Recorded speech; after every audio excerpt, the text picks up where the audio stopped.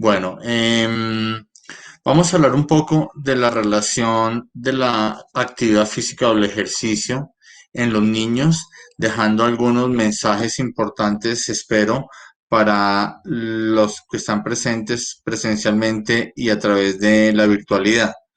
Em, bueno, todos sabemos que la actividad física es un tema fundamental para el desarrollo de todo ser humano y por supuesto que la población infantil no es diferente en este objetivo o en esta meta que nos podemos trazar como familia, como padres, como sociedad.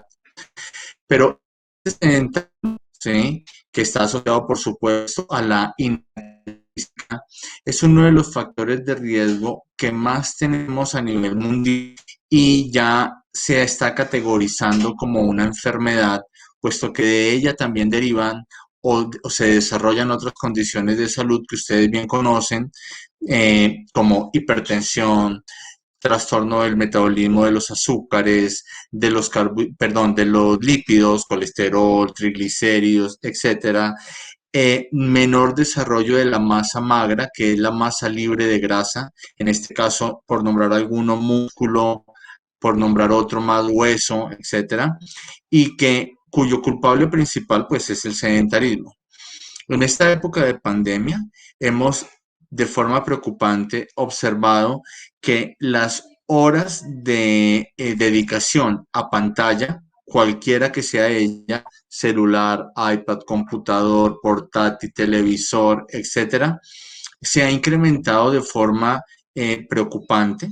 De igual manera, los ciclos del sueño o trastornos del sueño han empezado a aparecer porque se están acostando más tarde los niños y los adolescentes y seguro que se están despertando a iniciar su jornada escolar en casa, 7, a más tardar 8 de la mañana, pero están acortando el ciclo del descanso. En este artículo que salió en uno de las prensas acá en Colombia, ¿sí? Mm, fue un preliminar de un estudio que se realizó, que tuve el gusto de liderar, para saber qué estaba pasando con los niños en pandemia. Más adelante les mostraré el artículo original. Esto es un informe periodístico, donde el título que le hemos puesto en ese momento era más y más obesos los niños en escuela. Y sí se demostró, pero en unos resultados preliminares porque fue el 19 de julio del 2020 y nosotros terminamos de reportar el estudio cercano hacia septiembre-octubre, si no estoy mal, con 1.131 encuestas que se realizaron. Pero aquí ustedes pueden ver porcentajes, sí, que ninguno es alentador, ninguno dice que disminuyó peso, que menos horas, que más ejercicio. Desafortunadamente todos son para preocuparnos y no y estoy casi que seguro que de ese corte de septiembre-octubre del 2020 a la fecha, la situación no. Al tener todos estos trastornos de índole metabólico, vamos a tener una afectación en todos los otros componentes, en el performance cardíaco, pulmonar, muscular, etcétera.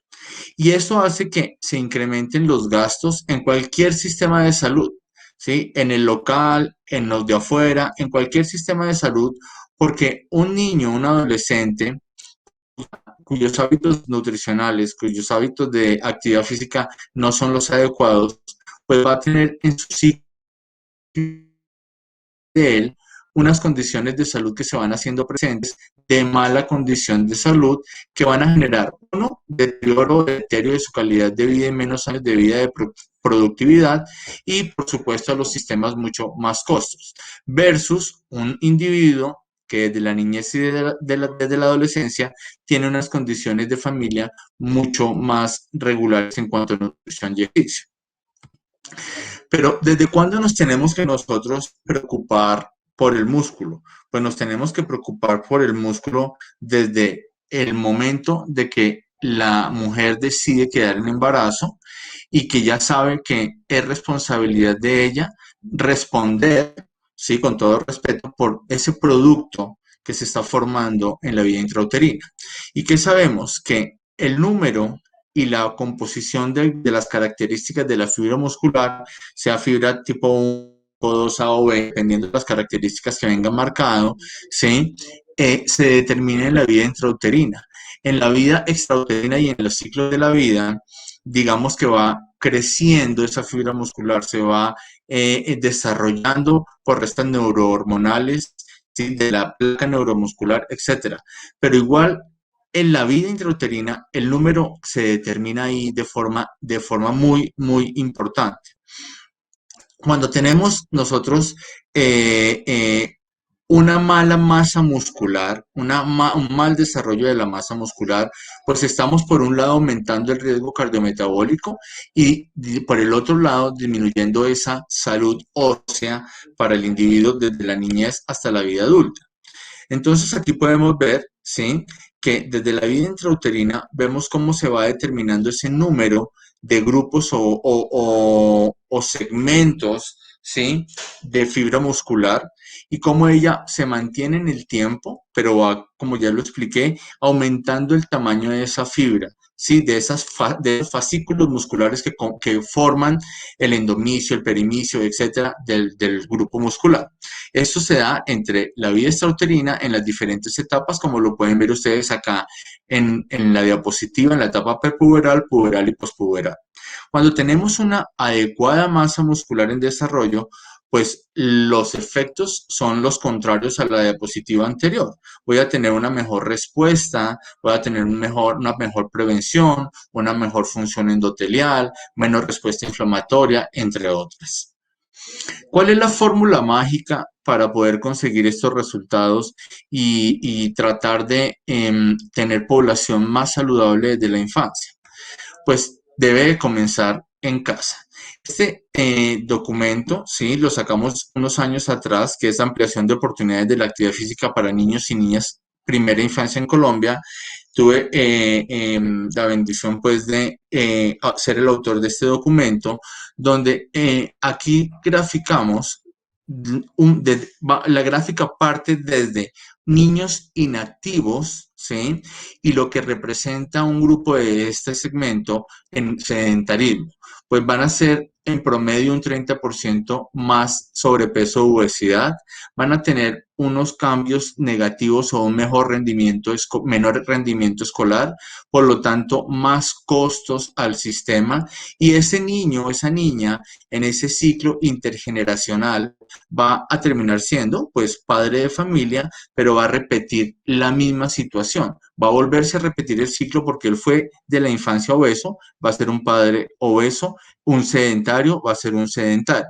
Entonces, es importante que conozcamos que podemos revertir eso desde casa con nuestros hijos, invitándolos, compartiendo, explicando, facilitando, ¿sí? Cómo volverse más activos. Y nosotros como padres a veces o muchas veces cometemos errores que les prestamos el celular, les compramos el Play o el Xbox, tratando de que la tecnología pues no sea un tema de desconocimiento de ellos, pero tenemos que aprender a limitar horas, tenemos que aprender a hacer negociaciones de uso, porque al final la tecnología no va a ser prohibida en la sociedad, ni en los colegios, ni en las casas, ni en las universidades. Está y en pandemia sí que se ha acelerado la presencia y el uso de tecnología, pero tenemos que ser coherentes con el discurso y responsables con nuestro comportamiento en casa para nuestros hijos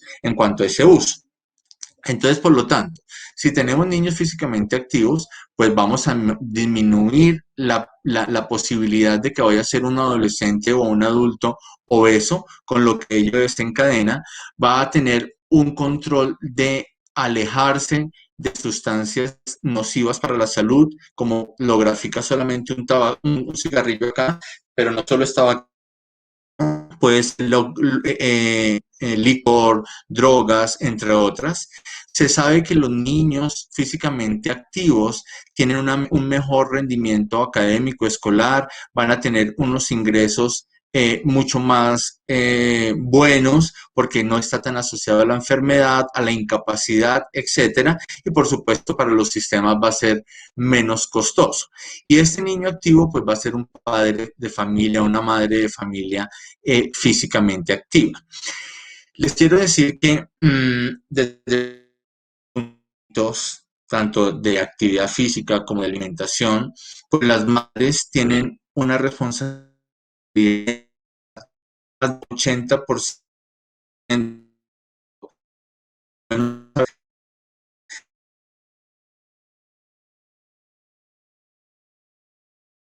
Queramos, digamos, generarle esa responsabilidad a la señora de casa, sino que los niños tienen como su líder principal por mucho de la vida a su mamá.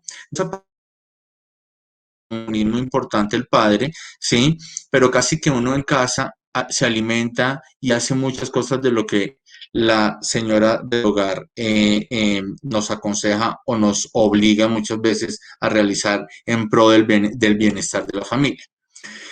Eh, Aquí el Centro Saludable de Canadá eh, dice que vayamos no a ver solo el árbol, ¿sí? Del problema de la obesidad infantil, sino que meternos a la raíz y trabajar también en la raíz desde la estrategia de las 4 M's, que es desde el punto de vista mental, ¿sí? Desde el componente mecánico, o sea, movimiento, evaluar la relación entre obesidad, sobrepeso y cambios metabólicos, si ya hay un generador de o un generador por consecuencia de la obesidad y el tema medioambiental.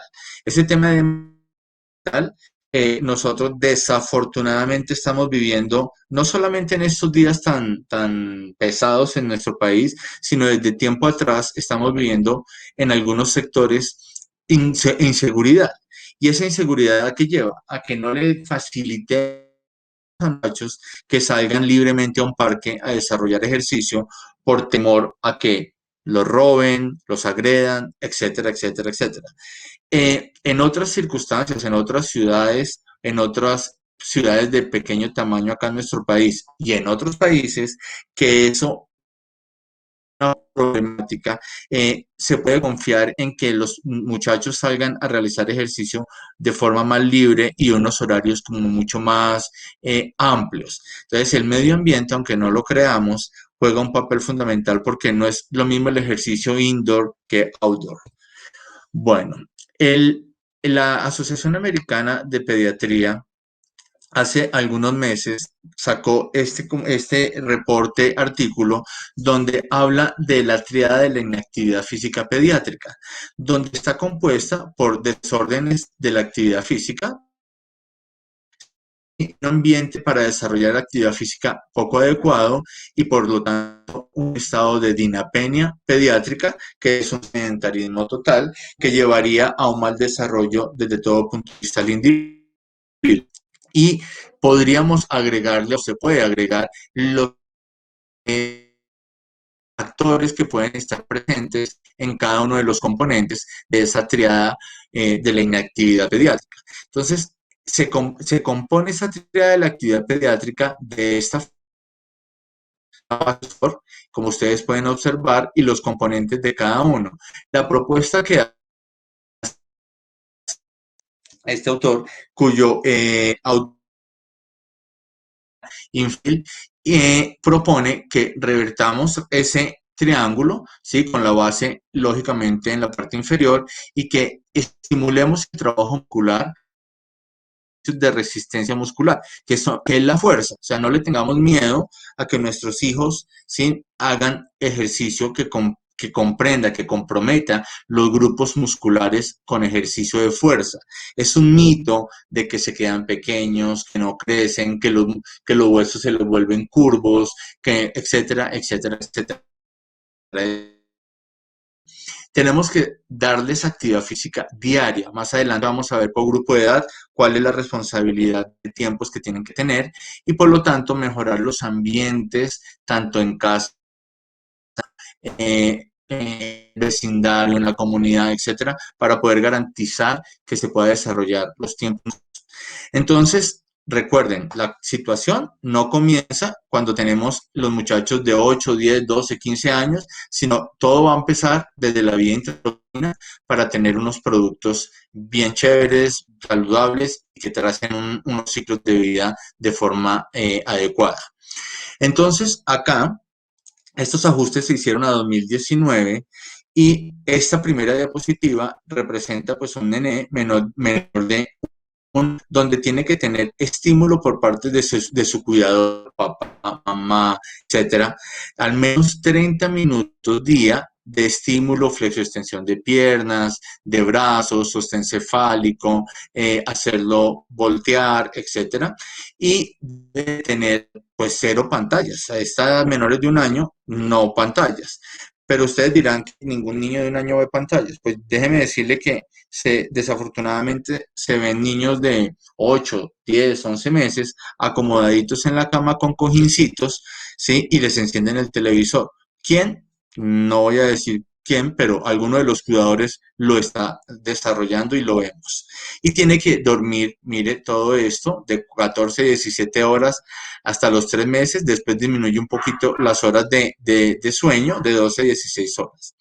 Ya cuando los niños tenemos de 1 a 2 años que van entrando ya en una curva de neurodesarrollo mucho más independiente, no en su totalidad, pero sí la va adquiriendo, la cantidad de tiempo, mire que incrementa de forma importante a 180 minutos día, ¿sí? De los cuales podemos trabajar con él estímulo, lo otro es que le facilitemos juguetes, espacios, etcétera, para que él siga siendo activo durante el día. Debe continuar siendo nula su uso de pantallas, pero si requiriéramos por alguna razón, no debe de ser más de 60 minutos en mayores de 2 años y no deben de ser continuas, preferiblemente tiempos fraccionados. Por lo tanto, esta recomendación lo explica perfecto. Y continuar con unas buenas horas de sueño. Niños de 3 a 4 años, la misma cantidad de tiempo, mire, 180 minutos, pero de los cuales 60 minutos, ¿sí? 60 minutos como mínimo deben de ser de actividad física vigorosa. Yo la llamo estructurada. ¿Qué quiere decir estructurada? Que tenga un objetivo, que tenga una vigilancia, un compartir y un aprendizaje. Entonces, no se trata de que a los 4 años lo metamos a la escuela de fútbol, le compremos guayos, le compremos un balón número 5 que es para adultos, no se trata de que lo metamos a hockey, no se trata de que lo metamos a ballet, no, puede ser un tema desarrollado en casa, ¿sí? Pero que a los 3 4 años esté acompañado de su papá, de su mamá, de los abuelitos, pero que sean quienes les ayuden a orientar qué pueden hacer en estos 60 minutos. Coordinación entre todos para que estos anillos, cuidado en los tiempos y en los mensajes, porque aunque no es parte de esta charla, en algún momento ojalá pudiéramos compartir una charla del neuromarketing que hay sobre la alimentación y el sobrepeso infantil. Entonces, aquí hay mucho que ver por la tecnología y la actividad física. Se sabe que, perdón, se sabe que como lo decía, estas aplicaciones que se están utilizando, esta tecnología que nos está abordando, ¿sí? Afortunadamente está desarrollando apps que invitan también a hacer ejercicio. Hay algunas para niños, hay un gran montón para adultos, pero tenemos que mirar cuál aplica para nuestra núcleo familiar y para las edades de nuestros hijos o nuestros pacientes para poderla recomendar. Pero se sabe que las generaciones anteriores, ¿sí? Podríamos hablar de nuestros padres, de nuestros abuelos, eran individuos o son individuos que al corte de la edad de cada uno de nosotros hoy, en este momento ellas eran, perdón, mucho más fuertes y tenían una capacidad vital mucho más alta que nosotros actualmente y que y las generaciones que están por debajo de los años 80 más o menos. ¿Sí? Los adolescentes y los adultos jóvenes de hoy tienen mucho menos capacidad funcional, menos fuerza y resistencia. Entonces, en relación a una de las estrategias que podemos hacer con nuestros hijos es invitarlos a caminar un poco más, sea por ir a un mandado, a cumplir una cita, ir al colegio, etcétera. Podemos invitarlos a que tengan un número de pasos por día mucho más prolongados cada semana para hacer cortes semanales, ¿sí? Con un pasómetro o un pedómetro que vaya midiendo el paso día a día y vamos poniendo metas. ustedes se dan cuenta que con el paso de los años, tanto niños como niñas caminan menos, ¿sí? Entonces estamos perdiendo esa capacidad de movilidad sencilla como es la caminata. Un poco, este es el artículo que explicaba de la triada de la actividad pediátrica, donde vemos que me parece fundamental que lo comentemos, que es la dinapenia pediátrica. ¿Qué es la dinapenia pediátrica? Es una condición identificable y tratable en la juventud. O sea, nosotros sabemos que el niño es sedentario, ¿sí? Y que lo debemos abordar porque se caracteriza por bajos niveles de fuerza y potencia muscular. En consecuencia, hay limitaciones funcionales que no son causadas por enfermedad neurológica o muscular, son causadas por el debilitamiento de la transmisión de los grupos musculares en la neuroplaca y por denervación de la fibra muscular en el sedentarismo, y eso está reportado en reposos prolongados en cama o el famoso bed rest intrahospitalario. Los niños y adolescentes que tienen por alguna razón la desafortunada experiencia de estar en una unidad de cuidado intensivo, ¿sí? Tienen mucho más riesgo de hacer consecuencias del famoso DAUSI, que es la debilidad adquirida en UCI, que una persona adulta que previamente fue activa. Entonces nosotros tenemos que estimular a estos pacientes desde la actividad física tanto cardiopulmonar como muscular. No solo invitemos a que caminen, bailen, salten, sino que dejémoslos hacer estímulo de fuerza, por supuesto, prudentemente, con lógica, coherencia, de que si es un niño de 8 años, pues no va a poder hacer cosas de un niño de un adolescente, ¿sí? Tampoco nos vamos a alarmar porque lo vemos alzando a su compañero, a Tuntún o a Tuta, como nosotros decimos, de fuerza isométrica, que no pasa nada como lo hacen en los jardines infantiles y que le va a generar un estímulo importante a esa fibra muscular. Entonces, aquí en este artículo, ¿sí? Está algunos conceptos equivocados o creencias equivocadas sobre el ejercicio muscular o de resistencia muscular. Entre ellos, lo que estaba diciéndoles a ustedes, que el ejercicio lesiona de forma agresiva y que puede quedar como una consecuencia futura en esa articulación o ese grupo muscular, que la proyección de talla del niño que hace ejercicios de fuerza o resistencia muscular se minimiza porque puede dañar los núcleos de crecimiento por continuo deslizamiento epifisiario, que la respuesta de la hormona de crecimiento decae con ejercicios de resistencia muscular, etcétera, etcétera. Todo eso está, digamos que, investigado desde. ¿Se pueden lesionar? Sí, se pueden lesionar, así como alguno de ustedes practica algún deporte y se lesiona, sí, se puede lesionar, pero si lo hacemos con precisión, con seguimiento, vamos a poder controlar ese riesgo.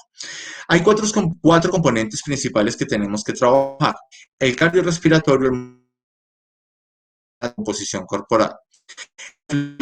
Incluyo todo lo que es el PNF, que es la propiocepción, que es para desarrollar equilibrio, coordinación, agilidad, acción, reacción, etcétera. Y en la composición corporal, por favor, no determinemos un niño si es sobrepeso o obesidad solo por el PMI va o está perdiendo, digamos, importancia, porque si no segmentamos el individuo, en la edad que sea, en las circunstancias que sean, ¿sí? Pues vamos a estrategias, herramientas de intervención o de recuperación. Por ejemplo, una persona que está hospitalizada, que fácilmente en hospitalización pueden perder 15 kilos, y cuando los vamos a empezar a ver, ¿de dónde vamos a ganar esos 15 kilos? ¿De grasa, de magra, de los dos, etcétera? Entonces tenemos que segmentar para poder tener una composición mucho más clara.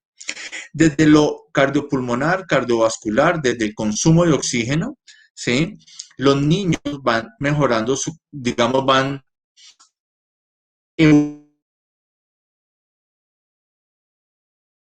aeróbico, aláctico, etcétera, a medida que van creciendo y van teniendo sus respuestas hormonales. Los niños pequeños, los niños entre los 4 años hasta los 8, 9 años, tienen actividades físicas explosivas. Ustedes los ven muy tranquilos y salen y corren y vuelven en estado de quietud pasiva, en el sentido de que pueden estar haciendo otro tipo de actividad que no les genere tanto gasto energético. Entonces, el consumo de oxígeno de ellos pues es menor versus el preadolescente y el adolescente. Cuando tenemos un VO2 mucho más desarrollado, mucho más magnificado gracias a la actividad física, la función endotelial es mucho mejor, el gasto cardíaco pues por supuesto que va a ser óptimo y el riesgo cardiovascular es menor, tanto para la edad presente como para el futuro desde el punto de vista de prevención de enfermedades o salud cardiovascular, pulmonar. Eh, Desafortunadamente, como se muestra acá en esta diapositiva, ese componente del fitness cardiorrespiratorio a través de los años también ha disminuido. Entonces, se relaciona un poco con las diapositivas que yo les decía que nuestros padres o abuelos tenían una capacidad vital mucho mejor los de hoy y que seguramente las generaciones menores a las nuestras, porque hay mayor tecnología, medios de el famoso VO2 está disminuyendo. Y al disminuir tenemos más riesgo cardiovascular.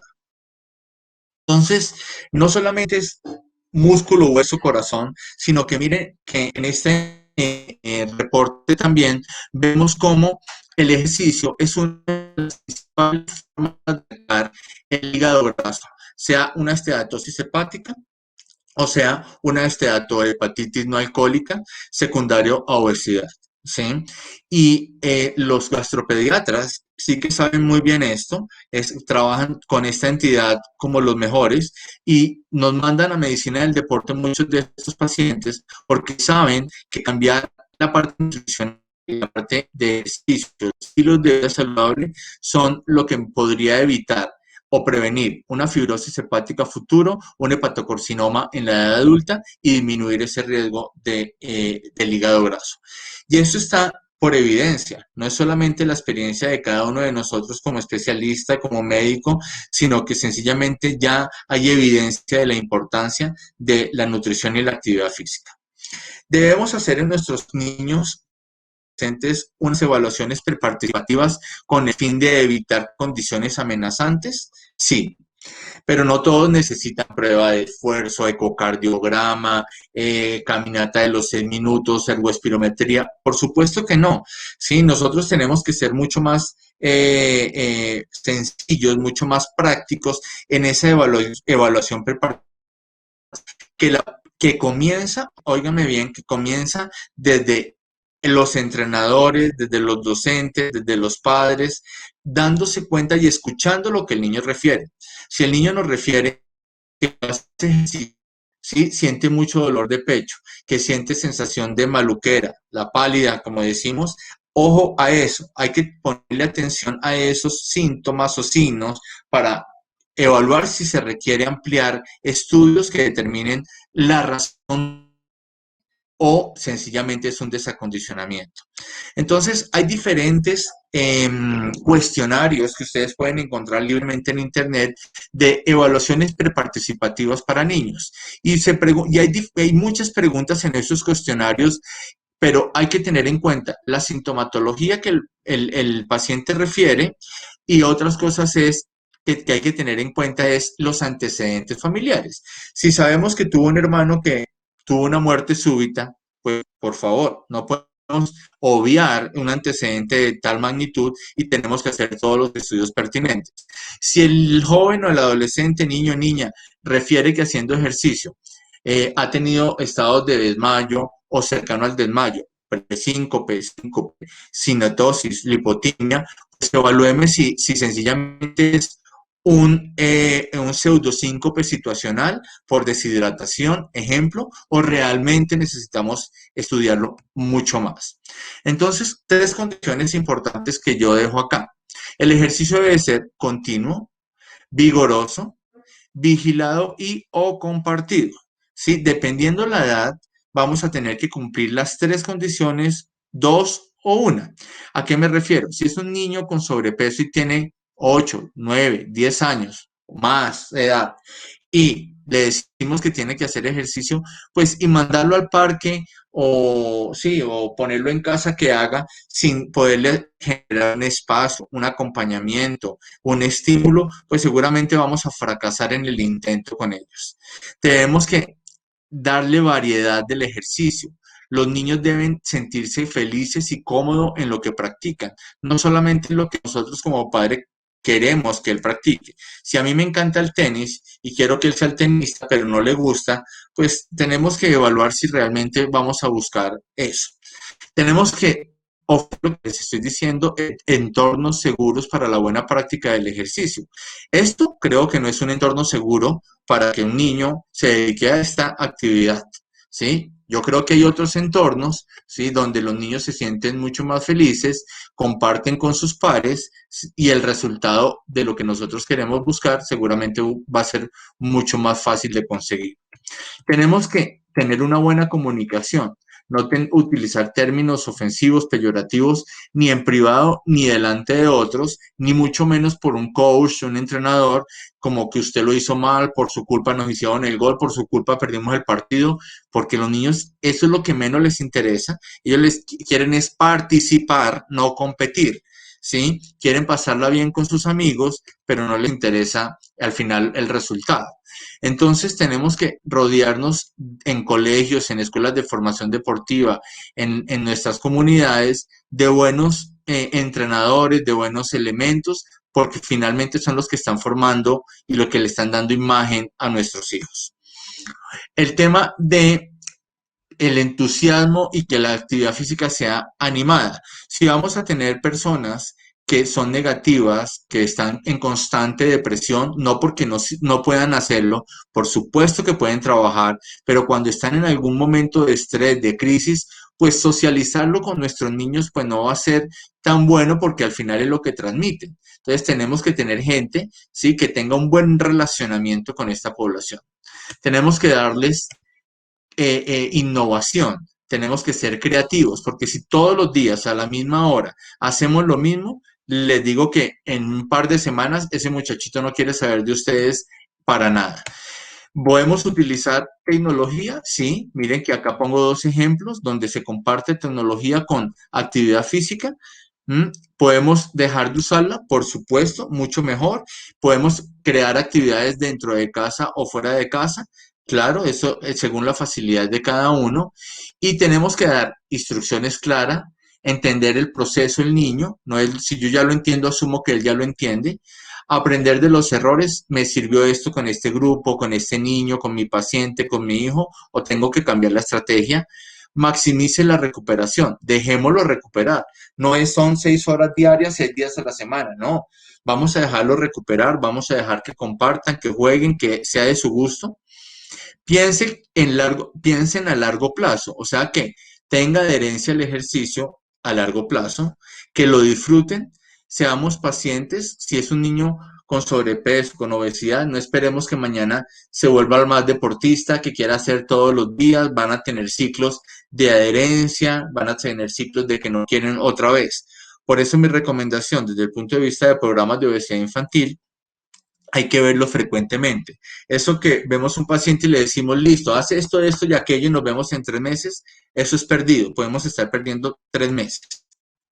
Ojo con el sobreuso de la actividad física temprana excesiva en los niños.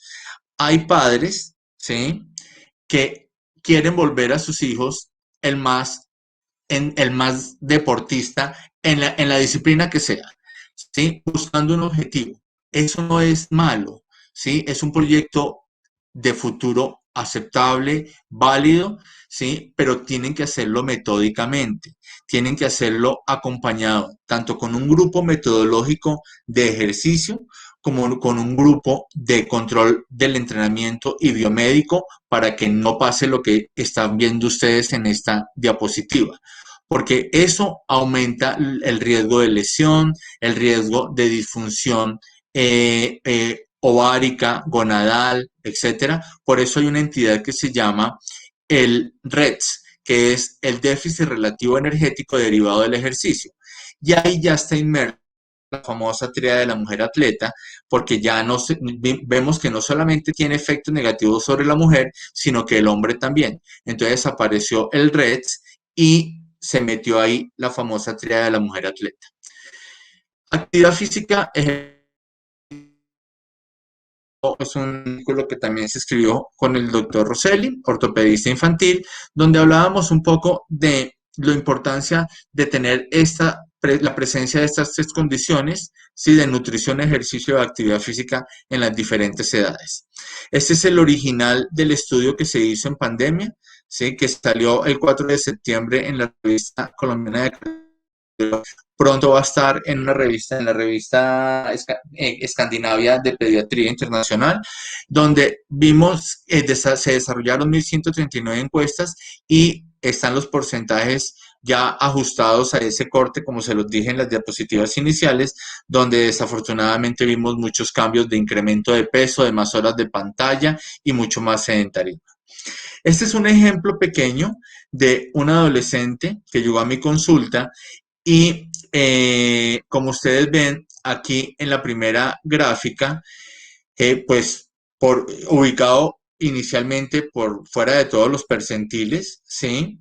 Posteriormente, su índice de masa iba disminuyendo a medida que nosotros íbamos cambiando los hábitos de alimentación y actividad. No tuvo ninguna ayuda farmacológica este joven. ¿Sí? Y tenía la edad y el peso para, entre comillas, utilizar algo de lo que está autorizado, que no lo voy a hablar en esta presentación, pero fue un tratamiento netamente no farmacológico, pero que si vemos los números, ¿sí? Empezamos a los 16 años, 5 meses, ¿sí? Y vemos los números, cómo él pasó desde el punto de vista porcentual y peso de 102.7 kilos, ¿sí? Pasó a 87.9 y su índice de masa de 33.2 pasó a 27.7 con un desarrollo totalmente predominante, una relación más o menos de 2.5 a 3 sobre 1 a favor de la magra. Entonces, mire el resultado tan bueno solamente con unos ajustes de ejercicio y de alimentación. Esto podríamos utilizar de lo saludable, verifiquen de 0 a 10, excelente a malo, y que haga un seguimiento cada uno de ellos. Con este joven lo hicimos y por supuesto de tener este pentágono tan amplio, tan abierto, ¿sí? De estilos de vida saludable inadecuados, pues lo fuimos cerrando a través del tiempo con los resultados que les acabé de mostrar. Escalas de percepción de esfuerzo para los niños, sí, ya que no lo podemos utilizar con cardiofrecuenciómetros porque por su inmadurez neurovegetativa la frecuencia cardíaca se va a disparar muy rápido, entonces podemos utilizar escalas de percepción de esfuerzo para niños. Hay muchas que pueden conseguir ustedes en la red fácilmente disponibles. Podemos utilizar esta escala que es el TOC-TEX, que es de 0 a 4 de esfuerzo físico. Es posible que él hable sin dificultad, que le mantenga una conversación. Si ya el niño, sí, o el adolescente, no puede hablar más de 30 segundos libremente, es porque el esfuerzo está categorizado como un esfuerzo moderado llegando a vigoroso. Y si ya no puede hablar porque ya la fatiga, el jadeo, no le permite mantener una conversación menor de 30 segundos, pues es de calificación vigorosa y podríamos más bien exigir un poco menos de ese esfuerzo. Muchas gracias y quedo atento a las preguntas que puedan surgir y espero haber dejado un mensaje para el auditorio. Mil gracias.